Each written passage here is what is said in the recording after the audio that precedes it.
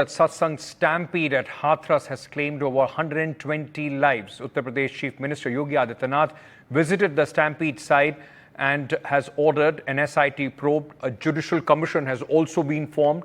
But the self-styled godman, Bole Baba, who was leading the satsang, has not been named in the FIR, and his whereabouts are also at this moment not known. In fact, he has blamed others, alleging a conspiracy. Now, Uttar Pradesh governor has constituted a 3-member judicial inquiry commission under chairmanship of Justice retired Brijesh Kumar Srivastava, Allahabad High Court, to ensure comprehensive investigation of the matter and transparency in inquiry. The commission will investigate the incident that occurred on 2nd July, and after investigation, a report will be submitted to the state government.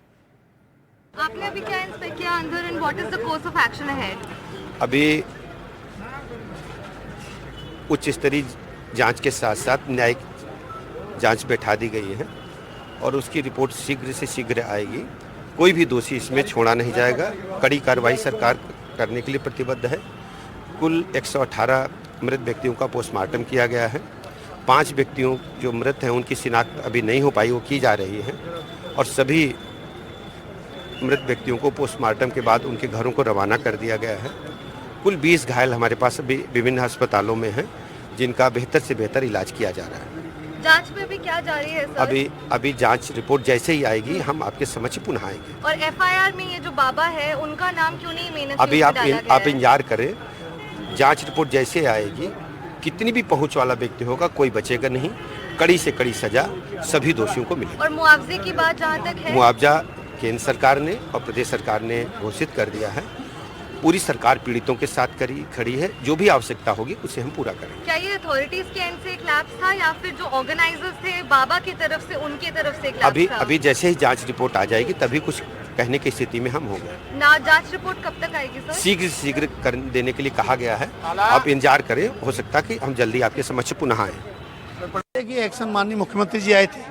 अभी just deputy CM हमारे स्वास्थ्य मंत्री भी हैं और deputy CM भी उत्तर प्रदेश के ब्रजेश पाठक जी भी आए थे। हमारा जो उसमें कमेटी बनाई गई है, कमेटी में जांच होगी। शाम तक 100% अरेस्टिंग होंगी रात तक, और उसमें जो दोषी होगा उसको सजा मिलेगी। दोषी अभी किसे ठहराया जा रहा है? ये जो बाबा है उन्हें FIR में क्यों नहीं दर्ज किया गया उनका नाम? देखिए, कोई भी संत है, जो भी संत है, उसमें कार्रवाई में अगर उनका नाम आएगा जाँच में तो उनको भी बख्शा नहीं जाएगा। ये योगी का शासन, इसमें बख्शा नहीं जाएगा।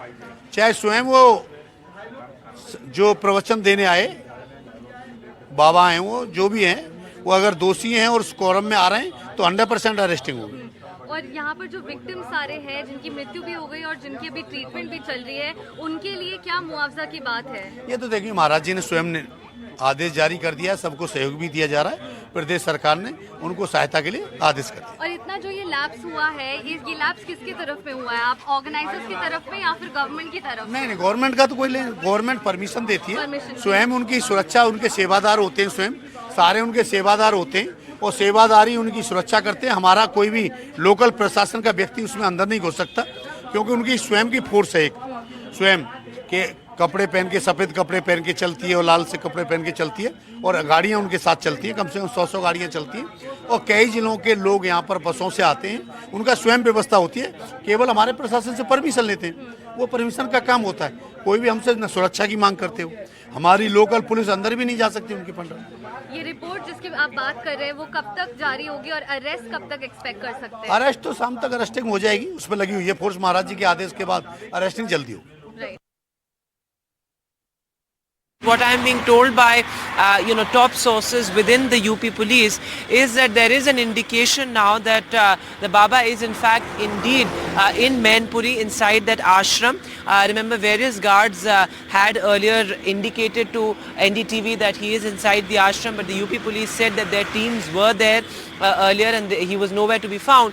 But of course there's heavy police deployment there outside the ashram in Mainpuri, and the UP police is suspecting certainly that he he is definitely there. Now remember, as we've reported through the day, and in fact as Yogi Adityanath himself said, that there is some sort of a political connection as far as the Baba is concerned, to which Akhilesh Yadav hit back as well. Akhilesh Yadav said that there are two Babas in question.